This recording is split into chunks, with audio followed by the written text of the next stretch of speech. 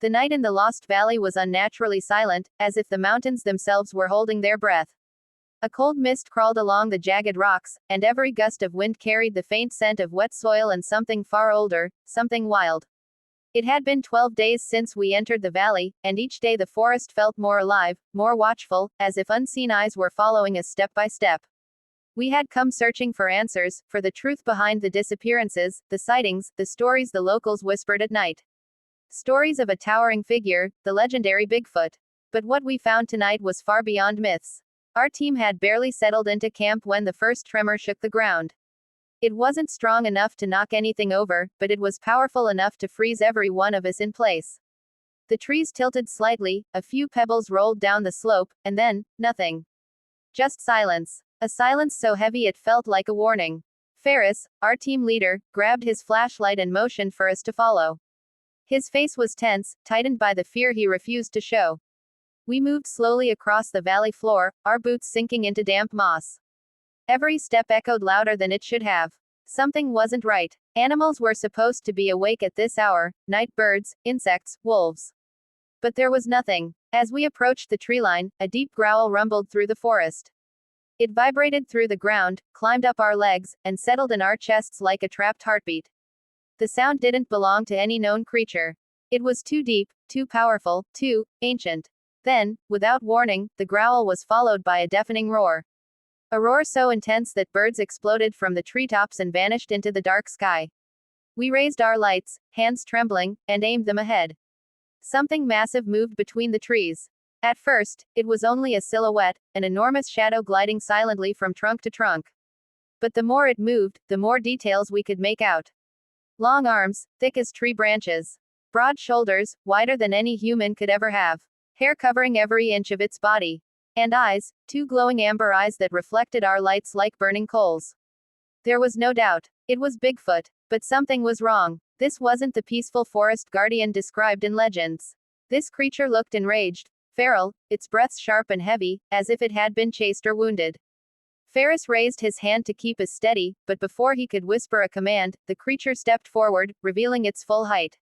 3 meters. Maybe more. We all stumbled back. Bigfoot lowered its head, staring at us with an expression we couldn't quite understand.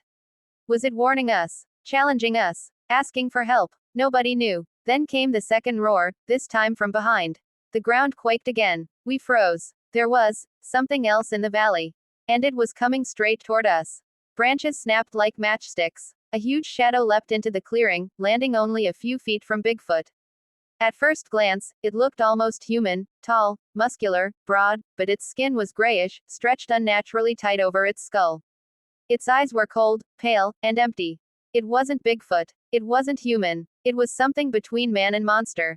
A creation. A mutation. A creature born from experiments whispered about for decades, a man transformed into something else entirely. Half human, half nightmare. We stood motionless while the two giants faced each other. The valley air grew thick, humming with tension. Bigfoot's chest rose and fell in anger, while the man-monster, whatever it was, simply stared, unblinking. Then it lunged. The impact was like thunder. Two titans clashed, shaking the ground beneath us. Bigfoot pushed the creature back with immense strength, but the man-monster responded with terrifying speed. They tore through the clearing, smashing into trees and ripping the earth apart. Bark flew, stones shattered, and roars echoed across the mountains. We ducked behind fallen logs, watching helplessly. This wasn't just a fight, it was a war. A war between nature's ancient guardian and humanity's darkest mistake. Ferris yelled for us to move. We have to get to the old ruins. Now, RAIF, our tech expert, had discovered something earlier that now felt crucial. Deep inside the valley lay an ancient stone chamber carved by a civilization that had vanished centuries ago. According to RAIF, the chamber held a mechanism that once acted as a boundary, preventing certain beings from crossing into human lands. Some believed that mechanism was created to contain creatures like Bigfoot. Others believed it was created to protect them. As we sprinted through the woods, the sounds of battle followed us, tree trunks cracking, snarls and roars blending into a terrifying chorus. Every time we looked back, we saw glimpses of the two giants struggling. Bigfoot's massive arms swung, sending the man-monster crashing into a boulder. But the creature rose again, faster and more violent than before. This fight had no end unless we did something. We reached the ruins just as another shockwave rolled through the valley.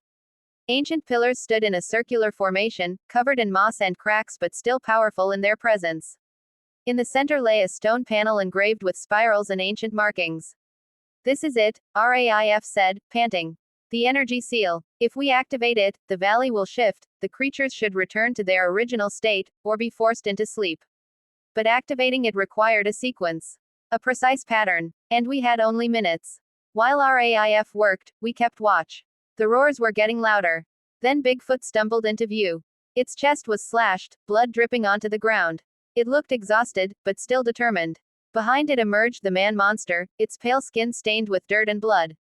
It moved like a predator, its strength terrifying. But then something unexpected happened. Bigfoot didn't run. It didn't attack. It looked at us. Even through the pain, there was intelligence, understanding, in its eyes. As if it knew that what Raif was doing was the valley's last hope. The man-monster charged, but Bigfoot intercepted it, tackling the creature with all the strength it had left. Their bodies rolled across the ground, crushing everything in their path.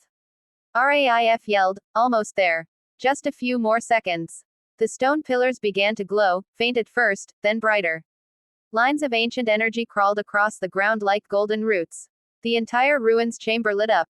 Suddenly, a giant shadow loomed over us. The man-monster had broken free. It sprinted toward the stone panel, trying to destroy it. If it succeeded, the valley and possibly the world outside would fall under chaos. But before it reached us, Bigfoot roared, a roar filled with fury and sacrifice. It slammed into the man-monster with all its remaining strength, stopping it just inches from the stone panel. The clash sent both creatures tumbling into the center of the circle. The ground trembled violently. Raif shouted, "It's activating. Get back." We ran behind the pillars as blinding light shot upward, engulfing both creatures. Their silhouettes twisted within the glow, Bigfoot's massive frame bending, the man-monster's limbs contorting. The light intensified until we could no longer see their forms. The air exploded in a shockwave that knocked us off our feet.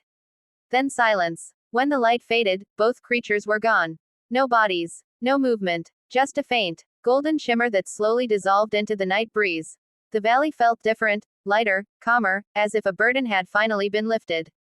The ancient power had done its work. But none of us could forget Bigfoot's final act. It wasn't the monster people believed it to be. It was a guardian, a protector, a being that chose to sacrifice itself to stop the darkness that humans had created. We stood there for a long time, staring at the empty clearing where two titans had fought. The mist slowly rolled back in, the forest sounds returned one by one, and the valley breathed again. But deep inside, we knew something. This wasn't the end. The valley had awakened. And whatever force had created both guardian and monster was still watching.